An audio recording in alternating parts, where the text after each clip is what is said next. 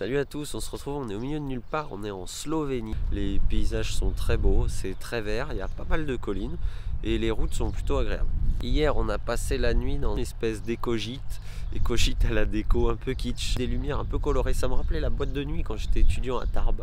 Dans la chambre Jésus, couleur un peu tuning, bref c'était un peu kitsch mais c'était très sympa. Là on est au milieu de la nature, c'est vraiment calme, on entend les oiseaux et les tracteurs, c'est tout ce qu'il y a. L'objectif reste le même, Istanbul. On prépare les montures et on y va.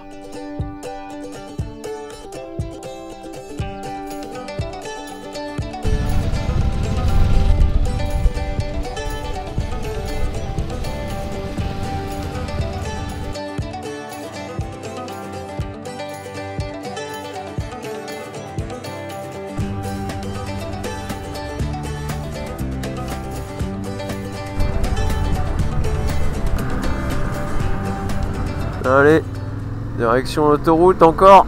C'est vrai qu'on n'en a pas fait assez ces derniers jours. Et ouais, le petit check des familles pour demander si tout va bien avant de s'engager. Alors moi j'aime bien quand c'est Mathilde devant parce que c'est confort. On roule tranquille, j'ai pas à gérer le GPS ni la vitesse. J'ai juste à respecter la quinconce et la suivre. Allez, zou!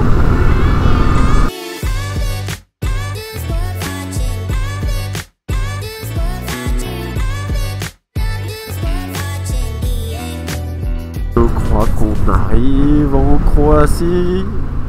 Un peu d'excitation. Alors je vous raconte pas, quand on sera à Istanbul ça sera la dinguerie. Mais la Croatie c'est pas mal aussi. Pour traverser la frontière croate c'est une formalité. Nous n'avons même pas eu besoin de sortir nos pièces d'identité. Ensuite la traversée du pays se résume à un plein d'essence, 10 € de péage et 3 heures de route. Une formalité en somme devant le reste du périple. Arrivé à proximité de la frontière serbe, en revanche, on change d'ambiance. Des camions à perte de vue, des chauffeurs routiers à l'arrêt qui traversent les voies. Là, tu te rends compte que certaines frontières, tu vas pas les traverser aussi facilement que pour aller acheter des clopes en Espagne. Bah oui, parce que la Serbie, c'est pas dans l'Union Européenne. Là, on est confronté à notre vraie première frontière, celle où tu avances à la queue leu-leu, 5 mètres par 5 mètres, celle où tu dois aller chercher tes papiers que tu ranges tout au fond de ton sac avec précaution, et celle où enfin tu dois obtenir le fameux tampon du douanier. Bye. Première frontière. Ouais. Tu vois, ils ont mis un coup de tampon. Au début, moi, les camions qui étaient genre à 3 ou 5 km avant Bonne, je me suis dit merde, il y a un mec qui a un accident parce que je l'ai vu en passer de l'autre côté de la route et tout. Donc je commence à ralentir, je fais attention et en fait il y en avait plein. Et non, c'est pas ça. C'est les mecs qui attendent des kilomètres et des kilomètres en amont. J'ose même pas imaginer l'autre côté. Toi t'as cru qu'il y avait un accident? Ouais.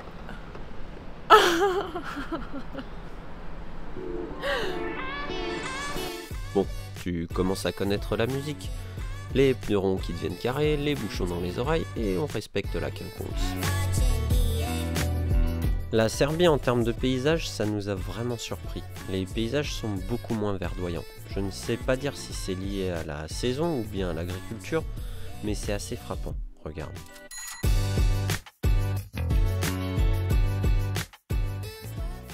En fin de journée, après être parti de Slovénie, traverser la Croatie, on se retrouve 500 km plus loin à Belgrade. Forcément, c'est le soir et on atterrit en plein dans les bouchons.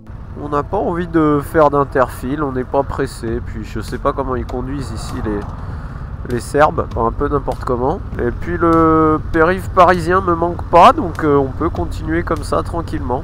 Ou alors prendre la bande d'arrêt d'urgence parce qu'apparemment c'est ce qui se fait ici, c'est la coutume.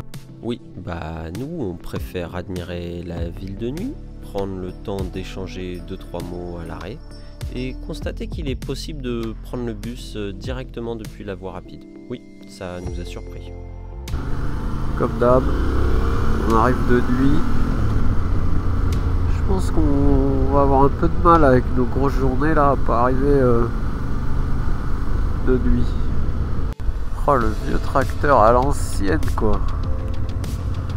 Eh ben, je suis ridicule moi avec ma vidéo de tracteur là quand je vois ça. Pêche Mathilde, elle aura fait toute la journée en tête là, ça demande de la concentration entre le GPS, s'adapter à la conduite des locaux, faire attention à celui de derrière, devant. Chapeau. Chapeau, chapeau, chapeau. 557 km dans 3 pays différents, c'est pour nous le moment de nous rendre compte que même si la langue n'est plus la même, que mon broken English ne sert à rien, il reste toujours la gentillesse et la bienveillance des gens pour échanger.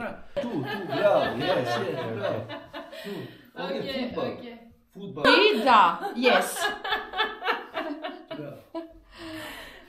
Ce matin, on se réveille avec 3 choses. Une magnifique vue sur le Danube, un ours blanc à la sortie de la chambre et ce vieux tracteur. Matt la bête. Il n'y a pas de doute, c'est clairement l'arrière-grand-mère de mon hydrostatique. Deschamps, il en a labouré celui-là. On était au bord du Danube et on va traverser toute la Serbie et ce soir normalement on est en Bulgarie. Et l'objectif reste toujours le même, Istanbul. Putain, encore ces fameux tracteurs là dès le matin.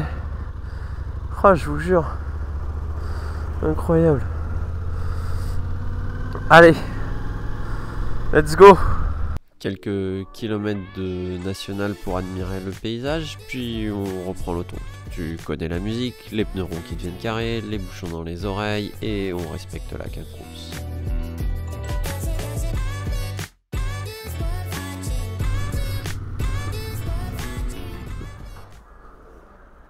Les bouchons, j'en peux plus. Là, tu roules sans bouchon. Je suis au bout de ma vie. Mais t'es folle ou quoi? Je me suis rendu compte bien trop tard et Mais fallait s'arrêter avant, Ça va? j'ai perdu 10 ans de vie. Puis en plus, il y a du vent, j'ai la nuque comme ça, genre. De toute façon, maintenant, je peux dire toutes les conneries du monde. T'entends plus rien, t'es sourde. Ah, tu dois avoir la tête comme les pneus, au carré, là. En fait, il n'y a même pas tant de vent que ça, je comprends pas. Ah si, ça souffle. Mais là, si t'as pas tes bouchons, l'autoroute plus le vent, si, ça tabasse, hein. Pas besoin d'en dire plus, Mathilde, elle est au bout de sa vie. Du coup, on va prendre le temps de rentrer dans cette aire d'autoroute, de choisir un bout à manger et de boire un café. Et ce qui est fascinant ici, c'est que les gens ils fument dans la station-service en fait. Ils fument à l'intérieur. Nous, ça nous dépasse, ça n'existe plus chez nous. Mais là, non, tu fumes buvant ton café sur l'aire d'autoroute. C'est dingue. Ça fait vraiment une autre époque, quoi. Cette fois, on contrôle la mise en place des éléments de protection et bien sûr, on insiste sur le petit message de prévention. Sortez couverts. Vous sortez bouchés. C'est seulement en arrivant dans le sud de la Serbie, juste avant la frontière avec la Bulgarie, que le paysage commence à changer.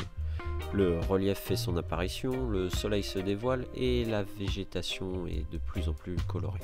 À l'approche de la frontière, on retrouve, comme la fois précédente, des camions, encore des camions. Côté processus pour passer la frontière, c'est la même chose. Tu vas chercher tes papiers au fond du sac, tu donnes ton passeport à la douanière et tu repars avec un coup de tampon. Bon, alors on vient juste d'arriver en Bulgarie, la frontière c'est juste là derrière. Ça va, écoutez, ça fait de la borne quand même. C'est un peu dur de vous faire une vidéo autoroutière, aire d'autoroute, etc. Mais bon, l'objectif il reste le même, Istanbul. Mathilde elle est partie acheter des vignettes parce qu'apparemment, je savais pas, mais la Bulgarie, c'est comme en Suisse, il faut une vignette, prendre le réseau autoroutier. Donc c'est ce qu'on va faire là, on achète les vignettes et puis on reprend la route. On continue vers la Turquie au-delà. Papa, le petit tchèque, le tchèque qui veut dire let's go, on peut rouler. Les poches sont fermées, le casque est attaché, on peut rouler. La Bulgarie c'est un autre monde. Le réseau autoroutier est assez défoncé, la législation t'autorise un bon 140 km/h et niveau habitude de conduite, tu prends tout ce qui se fait de pire en Italie, Croatie, Serbie, tu mélanges un bon coup et tu obtiens la conduite bulgare. Tiens, je te prends comme exemple ce camion fou. Voilà, si t'es en panne sur la bande d'arrêt d'urgence, mon pote, il y a un camion de l'enfer qui va débouler à 90 là, tu vas le sentir. Hein. T'auras beau être à l'arrêt avec ton petit gilet jaune, je pense que tu te fais enculer. Voilà, c'est un double en plus. Hein. Oh les mecs, c'est des ouf.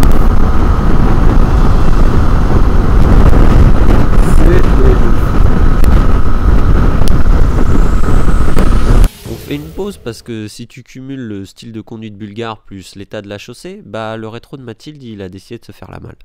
Ça veut dire que toutes les vis elles bougent, donc ma moto elle va tomber, elle va faire comme dans les dessins animés, ça va faire. Au moins, ouais. Et ça, c'est le cumul des vibrations. Puis au fond Mathilde elle est comme moi, elle a besoin d'extérioriser le style de conduite bulgare. Putain, ils roulent comme des tarés, sa mère la pique. Oh.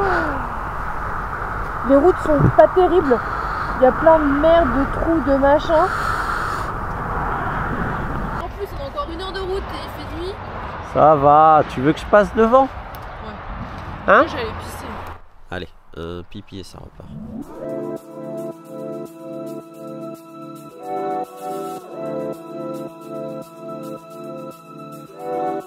Bon bah voilà, on finit cette journée comme toutes les journées précédentes. Plus de 500 bornes de moto et on finit de nuit. Cette journée c'est une nouvelle fois 2 pays différents et 520 km de moto. Istanbul n'est plus si loin mais avant ça, dodo. 5.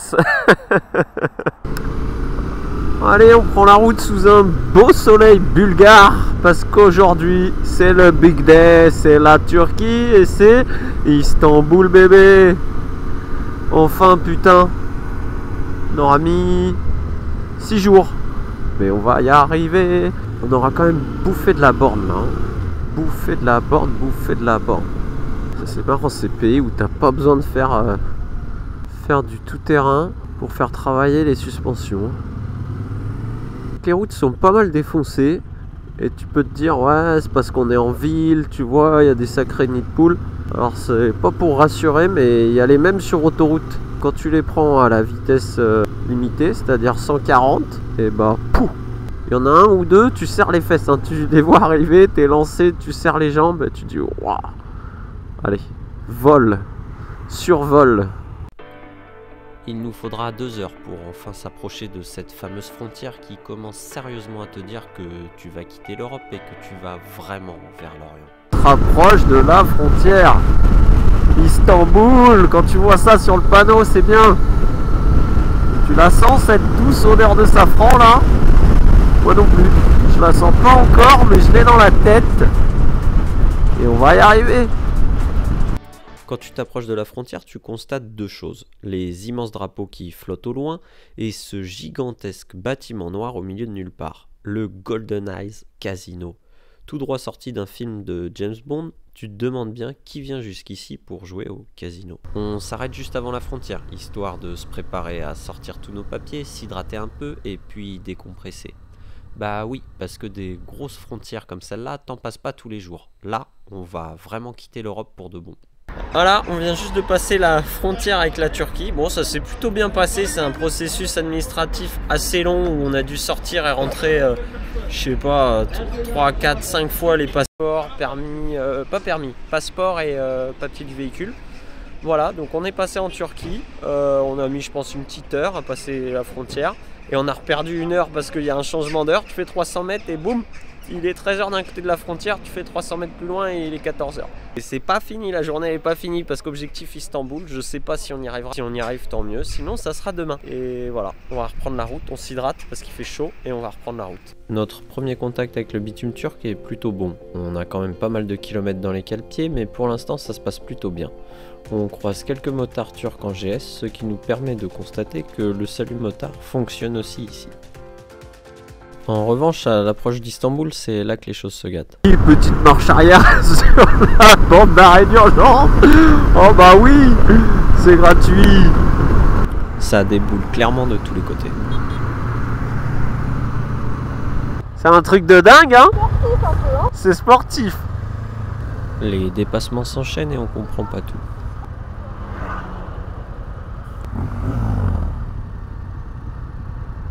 Apparemment, il nous dit qu'on peut rouler à droite.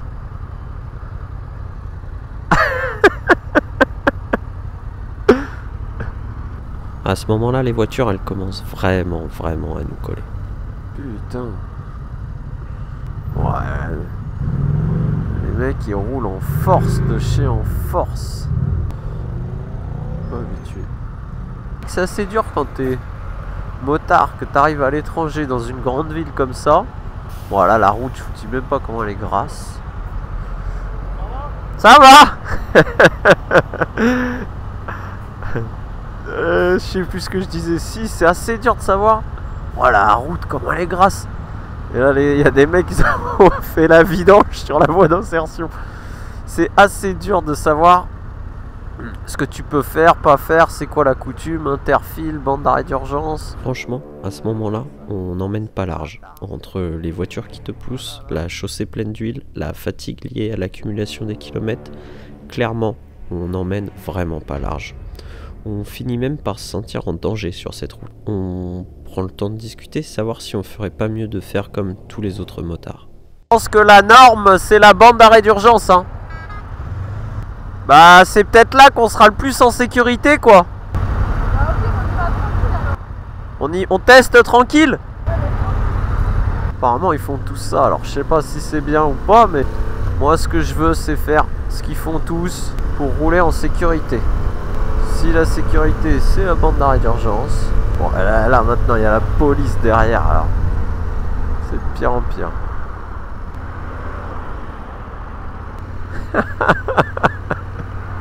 Allez, on peut y retourner après le motard là. Allez. Ça se mérite Istanbul, ça se mérite, je vous le dis moi. Ouais, c'est comme chez nous, il y avait un carton. Non, t'inquiète, ça c'est la conduite locale. On va y arriver à cette putain de Istanbul. Istanbul bébé.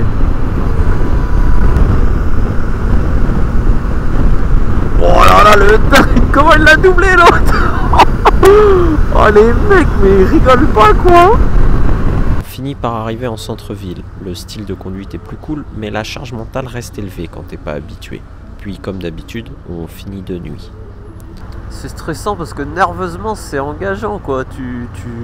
Ok, tu roules pas vite, on est à 17, t'es concentré. Il fait nuit. Mathilde là vraiment elle a tout donné et elle arrive plus à suivre le GPS et gérer la circulation. Du coup on prend 30 secondes pour se mettre en sécurité, se calmer un peu et je reprends la main pour les derniers 300 mètres. On est à 300 mètres de l'hôtel, j'avoue. On y va tranquille. Allez, plus qu'une rue et on y est.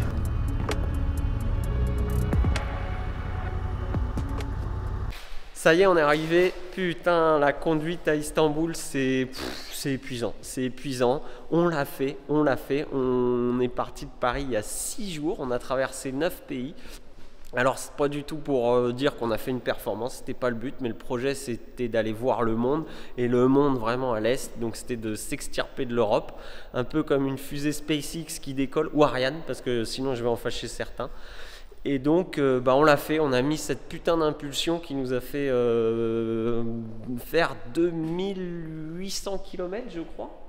Et bravo à Mathilde, parce qu'il y a une semaine, Mathilde, elle me disait un Paris-Lyon, c'est loin. Et là, elle a fait un Paris-Istanbul quasiment en tête. J'ai dû conduire 400 bornes, donc elle a tout fait, la conduite, le GPS. Et vous avez vu, il y a des mecs, c'est des dingues, c'est des fous, c'est des chauds, donc il faut s'adapter. Et voilà, on va se reposer et puis j'ai hâte de vous faire d'autres vidéos autres que des aires d'autoroute et de vous faire un peu découvrir la ville. Mathilde, t'as un petit truc à dire?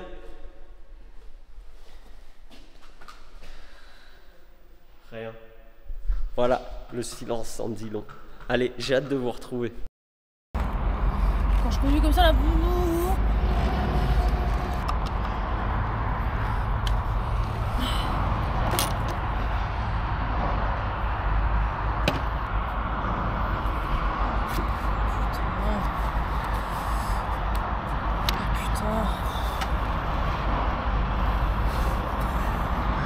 C'est vraiment abusé ce que tu fais là. Oh la bricoleuse du dimanche. Non mais attends, moi j'ai plus d'ouïe là aujourd'hui. Il y a rien qui fonctionne.